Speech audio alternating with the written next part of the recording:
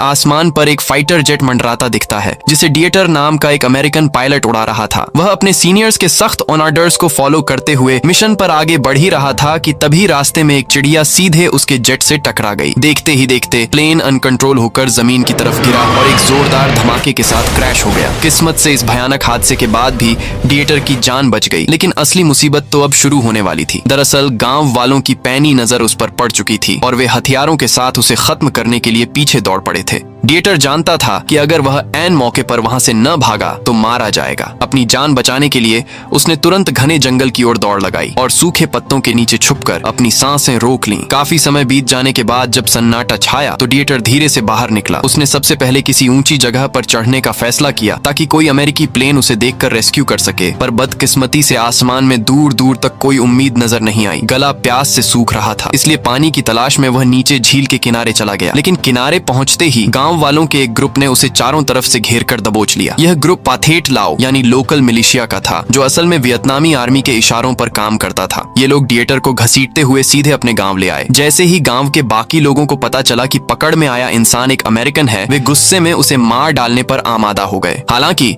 Militia के leader ने उसे तुरंत जान से नहीं मारा, बल्कि उसके हाथ पैर मजबूती से बांध दिए। डिएटर उनसे बार बार बात करने की कोशिश कर रहा था, पर भाषा की दीवार बीच में आ गई। न तो गांव वालों को अंग्रेजी का एक शब्द आता था और न ही डिएटर को उनकी बोली समझ आ रही थी। डिएटर गिड़गिड़ाते हुए कहता रहा कि उसे टॉयलेट जाना है वरना पैंट में ही हो जाएगा, लेकिन तरस खाने के बजाय उन्होंने उसकी जमकर पिटाई कर दी। कुछ दिनों बाद वे डिएटर को घसीटते हुए अपने गवर्नर के पास ले गए, जो अंग्रेजी बोलना जानता था। डिएटर को देखते ही गवर्नर ने कड़क आवाज में कहा, तुम एक अमेरिकन हो और यह बात मुझे अच्छी तरह पता है। इस पर डिएटर ने तुरंत सफाई देते हुए कहा, नहीं, तुम गलत समझ रहे हो। मेरा जन्म जर्मनी में हुआ था, इसलिए मैं जर्मन हूँ। बाद में मैं अमेरिका शिफ्ट हो गया था। जब गवर्नर ने उससे पूछा कि अमेरिका उनसे जंग क्यों लड़ना चाहता है, तो डिएटर ने दर्द भरे लहजे में जवाब दिया, मैं कोई जंग नहीं चाहता। मैंने बचपन से तबाही देखी है और जानता हूँ कि इसमें सिर्फ बेकसूर लोग मारे जाते हैं। मेरा सपना तो बस एक पायलट बनकर आसमान में उड़ने का था, लेकिन अब आर्मी में हूँ तो जो हुक्म मिलता है मुझे मजबूरी में बस उसे पूरा करना पड़ता है। इसके बाद गवर्नर ने डिएटर के सामने एक कागज रखा और उस पर साइन करने को कहा। दरअसल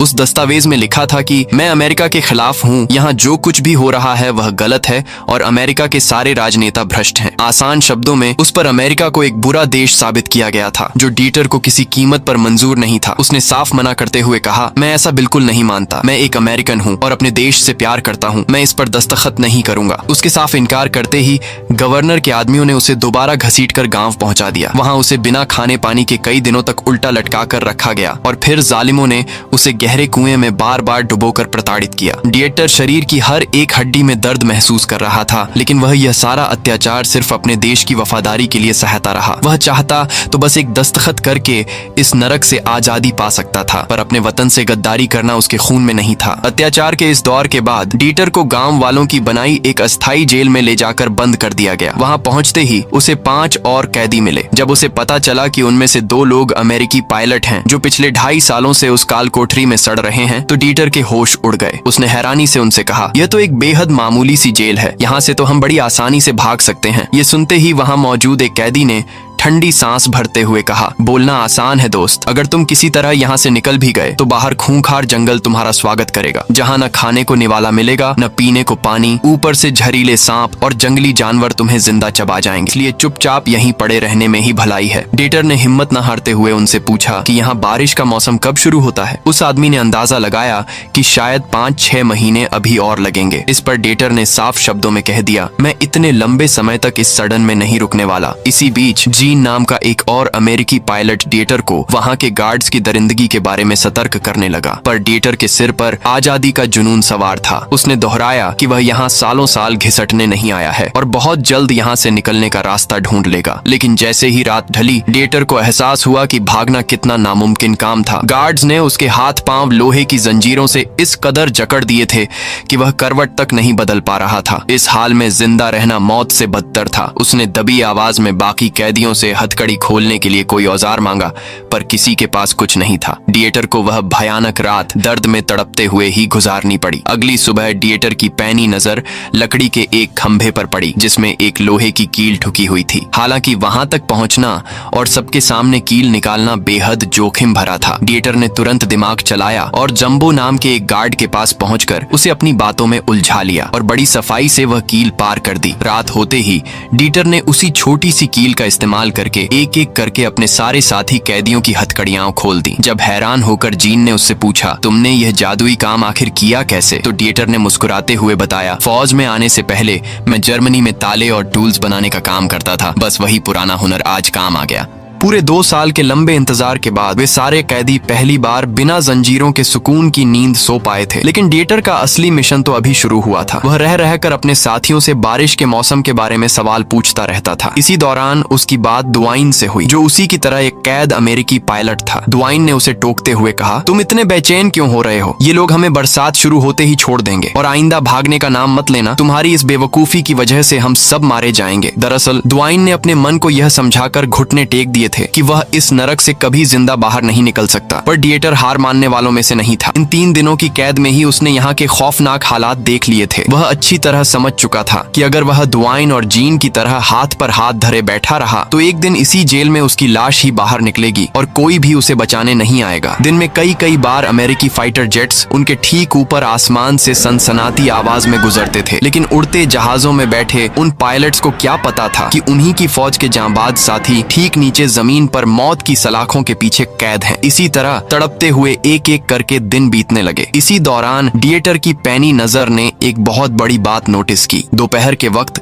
जब सारे गार्ड्स खाना खाने के लिए जाते थे तो वे कैदियों को काल कोठरी में बंद तो कर देते थे, पर बेफिक्र होकर अपने सारे हथियार और बंदूकें वहीं बाहर छोड़ जाते थे। डिएटर के दिमाग में तुरंत खतरनाक प्लान कौन था। उसने अपने साथी कैदियों को इकट्ठा किया और समझाया कि क्यों न गार्ड्स की इसी लापरवाही का फायदा उठाकर अपनी आजादी का रास्ता बनाया जाए। बस शर्त ये थी कि उन्हें सही मौके का इंतजार करना होगा ताकि कोई चूक ना हो। इसके बाद वे लोग रोज काम करने के दौरान चुपके अपने मास्टर प्लान पर चर्चा करने लगे कि भागते वक्त किसको क्या रोल निभाना है। गार्ड्स की एक एक मूवमेंट पर नजर रखने के लिए वे छत में कांच का एक छोटा सा टुकड़ा फिट कर देते हैं और नीचे से निगरानी रखते हैं। वहीं दूसरी तरफ दुआइन जमीन पर छोटे छोटे पत्थरों का इंतजार करके हर एक गार्ड की लोकेशन और गश्त की टाइमिंग याद रख रहा था। पर एक दिन जब वे भागने की बारीकियां तय ही कर रहे थे तभी किस्मत ने धोखा दिया। गार्ड्स समय से पहले अचानक लौट आए और सीधे उन्हें रंगे हाथों पकड़ने लगे। ऐन मौके पर दुआइन ने गजब की चालाकी दिखाई और बात संभालते हुए बोला, अरे साहब, हम तो बस यहाँ टाइम पास के लिए खेल खेल रहे थे। हैरानी की बात यह थी कि गार्ड्स उसकी बातों के झांसे में आ गए और बिना कोई शक किए वहाँ से चले गए। इस तरह एक बहुत बड़ा हादसा होते होते टल गया और सबकी जान बच गई। लेकिन अभी भी उनका मिशन अधूरा ही था। जैसे जैसे दिन गुजरते गए जंगल में राशन की भारी किल्लत होने लगी। स्थिति इतनी बिगड़ गई कि गार्ड्स के पास खुद खाने के लिए कुछ नहीं बचा, जिससे कैदियों का खाना पूरी तरह बंद कर दिया गया। मजबूरी और भूख को देखकर दुआइन ने एक रात सबसे कहा, आज रात मैं चुपके से बाहर निकलकर देखता हूँ कि भागने का कौन सा रास्ता सबसे सेफ रहेगा। अंधेरी रात का फायदा उठाकर उसने झोपड़ी के फर्श की एक डीली लकड़ी हटाई और रेंगते हुए बाहर निकल गया। घने सन्नाटे और अंधेरे की वजह से कोई गार्ड उसे देख नहीं पाया। वापस लौटकर जब दुआइन ने पूरी रिपोर्ट दी तो डिएटर ने देखा कि उनके और खुली हवा के बीच बस बांस बैम्बू की एक कच्ची दीवार खड़ी थी, जिसे बस एक धक्का देकर हटाया जा सकता था। डिएटर ने अपने साथियों की आंखों में आंखें डालकर साफ कह दिया, अब बहुत सह लिया। बारिश का इंतजार हम सिर्फ 4 जुलाई तक करेंगे। उस तारीख तक चाहे आसमान से पानी बरसे या न बरसे, हम इस नरक का दरवाजा तोड़कर भाग जाएंगे। अगले कुछ दिनों में भूखमरी अपने चरम पर पहुंच गई। जब खाने को एक दाना नहीं बचा तो जालिम गार्ड्स ने कैदियों के सामने जिंदा कीड़े मकोड़े फेंक दिए। जिंदा रहने के लिए न चाहते हुए भी कैदियों को उन घिनौने कीड़ों को चबाना पड़ा। अगले सीन में सारे कैदी बाहर गुमसुम बैठे दिखाई देते हैं। तभी पास ही बने लकड़ी के किचन से गार्ड्स के आपस में चिल्लाने की तेज आवाजें आने लगती हैं। कैदियों में से एक साथी हिम्मत करके दीवार से सटकर छुपके से उनकी बातें सुनने लगता है। जब वह वापस लौटा तो उसके चेहरे पर हवाइयां उड़ रही थीं। उसने कांपती आवाज में सबको बताया कि गार्ड्स आपस में बात कर रहे हैं कि राशन खत्म हो चुका है और अमेरिकी सेना के लगातार बम धमाकों से उनके सारे खेत खलिहान तबाह हो चुके हैं। इसीलिए अब वे किसी भी वक्त सारे कैदियों को घने जंगल में ले जाकर गोलियों से भून डालने का प्लान बना रहे हैं। ये भयानक सच सुनते ही डिएटर का माथा ठनका। उसने बिना एक सेकंड घमाए अपने प्लान को तुरंत बदला और सबको अलर्ट करते हुए कहा, हमें कल दोपहर ही यहाँ से भागना होगा, वरना कल की रात हमारी जिंदगी की आखिरी रात होगी। खौफ के साए में जैसे तैसे उन्होंने वह खौफनाक रात काटी। अगली दोपहर डिएटर ने सबको फाइनल एक्शन प्लान समझाया। उसने काम बांटा कि जीन और उसके साथ 3 कैदी दूसरी तरफ से होकर सीधे रसोई घर की ओर बढ़ेंगे, जबकि मैं और दुआइन दूसरी तरफ से हमला करेंगे। डिएटर ने जिम्मेदारी ली कि सबसे पहले वह गार्ड्स के असले बारूद पर कब्जा करेगा और बाहर निकलते ही किसी भी तरह अमेरिकी आर्मी से रेडियो कांटेक्ट साधने की कोशिश करेगा। योजना के मुताबिक एक एक करके सारे कैदी बांस की दीवार खिसकाकर बाहर रेंगने लगे, लेकिन आजादी की राह में गार्ड्स की बंदूकें खड़ी थीं, जिन्हें खत्म करना मजबूरी थी। डिएटर ने अपनी जान हथेली पर रखकर चुपके से गार्ड्स के झोपड़े में घुसकर उनके सारे हथियार कब्जे में ले लिए और वादे के मुताबिक सबको किचन के पास मिलने का इशारा किया। लेकिन ठीक इसी ऐन मौके पर जीन ने सबसे बड़ा धोखा दे दिया। वह डर के मारे डिएटर को अकेला छोड़कर वहाँ से चुपचाप गायब हो गया। ऊपर से बदकिस्मती यह हुई कि दुआइन को अचानक जोर जोर से उल्टियाँ होने लगी और उसकी तबीयत बुरी तरह बिगड़ गई। डिएटर अब पूरी तरह अकेला पड़ चुका था और जैसा उसने अंदाजा लगाया था, वहाँ 1-2 नहीं बल्कि कई सशस्त्र गार्ड्स मौजूद थे। बिना एक पल की देरी किए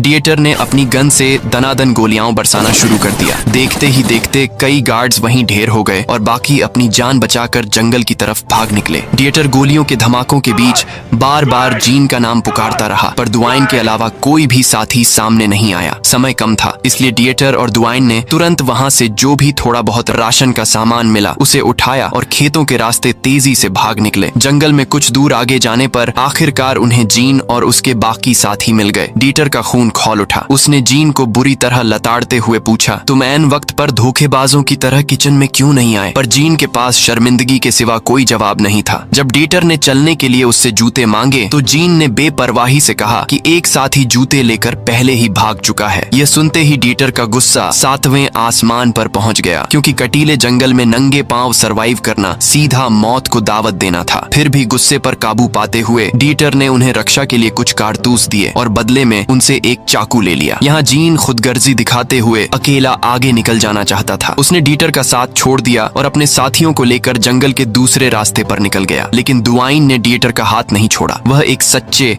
और वफादार दोस्त की तरह हर मोड़ पर उसके साथ डटा रहा। अब दोनों दोस्त घने जंगल के बीच आगे बढ़ ही रहे थे कि अचानक आसमान में बिजलियां कड़कने लगीं और मूसलाधार बारिश शुरू हो गई। डिएटर और दुआइन ने झटपट एक विशाल पेड़ के नीचे पनाह ली। यहाँ से उनके सामने सर्वाइवल की सबसे बड़ी जंग शुरू होने वाली थी। हालांकि इस बारिश ने उन्हें जीवन दान भी दिया। पीने के लिए भरपूर पानी मिल गया और साथ में थोड़ा खाना भी था। अब आपको समझ आया होगा कि डिएटर शुरुआत से ही बारिश के मौसम का इंतजार क्यों कर रहा था, ताकि कड़कती धूप में वे प्यास से तड़प कर न मर जाएं। वे अभी राहत की सांस लेते हुए खाना खा ही रहे थे कि तभी अचानक पीछे की पहाड़ी पर भयंकर भूस्खलन, लैंडस्लाइड हो गया। पहाड़ों से ढाती मिट्टी और पत्थरों के तेज बहाव में दोनों बहते हुए सीधे नीचे की ओर जाने लगे। ऐन वक्त पर डिएटर ने अपनी पूरी ताकत लगाकर एक विशाल चट्टान के नीचे खुद को और दुआइन को रोक लिया। जान तो बच गई, लेकिन इस तबाही में उनका बचा कुचा सारा राशन पानी में बह गया। अब उनके पास खाने के नाम पर कुछ नहीं था, सिर्फ पीने का पानी बचा था। इसके बावजूद डिएटर ने हिम्मत नहीं हारी। उसने तय किया कि वे किसी भी तरह नदी की तलाश करेंगे, ताकि नदी के बहाव के सहारे जंगल से बाहर निकलने का रास्ता ढूंढा जा सके। काफी मशक्कत के बाद आखिरकार उन्हें दूर बहती एक नदी दिखाई दी। वे झाड़ियों और कटीली बेलों को काटते हुए नंगे पैरों से खून बहते हुए नदी के मुहाने पर पहुंच गए। पर मुसीबत यह थी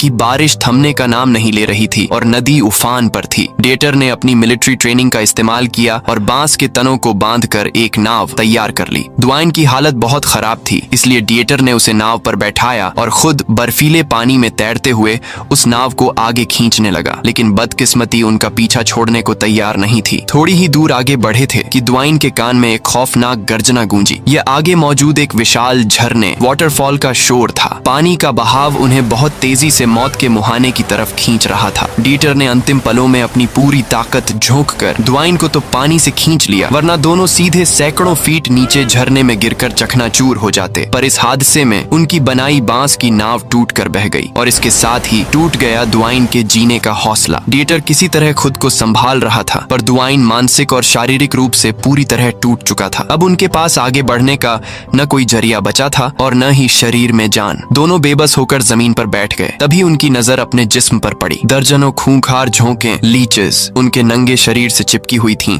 और तेजी से उनका खून चूस रही रही थीं। उन्होंने उन्हें हटाने की कोशिश तो की, पर अब उनके जिस्म में इतना दर्द और थकान भर चुकी थी कि झोंकों के डसने का दर्द भी महसूस होना बंद हो चुका था। ड्वेन की गिरती हालत देखकर डीटर उसे वहीं आराम करने के लिए सुला देता है। अगले दिन सुबह जब उनकी आंखें खुलती हैं तो वे देखते हैं कि एक स्थानीय ग्रामीण नदी के उफान में मछली पकड़ने आया है। पकड़े जाने के डर से दोनों फौरन झाड़ियों में दुबक जाते हैं। तभी डीटर की नजर पास ही पड़े एक पुराने फटे हुए जूते पर पड़ती है। उस फटे जूते को देखकर डीटर खुश हो जाता है। उसने वह जूता खुद पहनने के बजाय अपने बेबस दोस्त ड्वेन के पैरों में पहना दिया ताकि उसके नंगे पैरों को कुछ तो राहत मिल सके। इसके बाद दोनों गिरते पड़ते फिर आगे की ओर कदम बढ़ाते हैं। उनके पास एक भारी बंदूक मौजूद थी, लेकिन उससे शिकार करना सीधा मौत को बुलावा देना था, क्योंकि गोली की आवाज सुनते ही दुश्मन उन पर टूट पड़ते। इसलिए डीटर ने भारी मन से उस बंदूक को रास्ते में ही फेंक दिया। पहाड़ों और जंगलों में भटकते भटकते रात घिर आई। अगली सुबह चलते चलते उन्हें एक वीरान गांव दिखाई दिया जहां कोई इंसान मौजूद नहीं था। कड़कड़ाती ठंड और थकान के बीच उन्हें सिर छुपाने की एक छत मिल गई थी। वे अभी सुस्ता ही रहे थे कि अचानक ऊपर आसमान से एक अमेरिकन हेलीकॉप्टर की तेज गड़गड़ाहट सुनाई दी। डीटर पागलपन की हद तक चिल्ला चिल्ला कर आवाजें लगाने लगा, पर हेलीकॉप्टर में बैठे पायलट इतनी ऊंचाई से उसकी आवाज नहीं सुन सके। निराश होकर ड्वेन ने ठंडी सांस भरी और कहा, अब हमें आजादी की सारी उम्मीदें छोड़ देनी चाहिए। पर डीटर का हौसला अभी टूटा नहीं था। उसने ड्वेन का हाथ थाम कर उसे ढांढस बंधाया। डीटर ने ड्वेन को सुलाया और आग जलाने के इंतजाम में जुट गया। मूसलाधार बारिश में भीगी लकड़ियों से आग सुलगाना लगभग नामुमकिन था, पर डीटर ने पूरी ताकत लगाकर आखिरकार आग जला ही ली। इसके बाद उसने गांव की पुरानी खाली झोपड़ियों में भी आग लगा दी, ताकि आसमान में उठते धुएं और आग की विशाल लपटों को देखकर ऊपर से गुजर रहा कोई भी प्लेन उन्हें तुरंत स्पॉट कर ले। उसका यह दांव काम तो कर गया और ऊपर उड़ रहे प्लेन ने धुएं को देख भी लिया। लेकिन दोस्तों, वे प्लेन अपनों के नहीं बल्कि खूंखार दुश्मनों के थे। प्लेन नीचे मंडराते हुए उल्टा उन पर अंधाधुंध गोलियां बरसाने लगे। डीटर ने किसी तरह छुपकर अपनी जान बचाई। जब धमाकों की आवाज से ड्वेन की नींद खुली और उसने चारों तरफ तबाही और जलती झोपड़ियां देखी, तो डीटर ने उससे सच छुपाते हुए झूठ बोल दिया कि आग गलती से लग गई थी। देखते ही देखते कुल्हाड़ी और हथियारों से लैस गांव वालों की भीड़ ने उन्हें चारों तरफ से घेर लिया। गांव वाले देखते ही समझ गए कि ये दोनों अमेरिकन सैनिक हैं। डीटर बार बार हाथ जोड़कर उन्हें समझाने की कोशिश करता रहा कि हम भूखे हैं, हमें मारो मत, बस थोड़ी मदद कर दो। पर नफरत में अंधे गांव वालों ने उनकी एक न सुनी और उन पर बेरहमी से हमला कर दिया। तभी भीड़ में से एक गांव वाले ने कुल्हाड़ी उठाई और ऐन मौके पर ड्वेन का सिर धड़ से अलग कर दिया। अपनी आंखों के सामने अपने सबसे सच्चे दोस्त का यह भयानक अंजाम देखकर डीटर का दिमाग पूरी तरह घूम गया। गुस्से में अंधा होकर उसने अपना धारदार चाकू निकाला